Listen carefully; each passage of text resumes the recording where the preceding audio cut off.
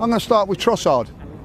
You know what I mean? Comes on, feigning injury. We're 1-0 down. He's laying down on the field. But he might have been hurt. He might have been. No, he got up 10 seconds later and was running around. He didn't get up 10 seconds later. He wasn't hurt, Robbie. He wasn't hurt. How do you know? He was hurt. No. We're 1-0 down with 5 minutes to go, Robbie. Get up and start playing. And he done it. He done it. Watch it today. He got up and started running around as soon as the referee said anything. And I'm telling you that his mentality is not good enough.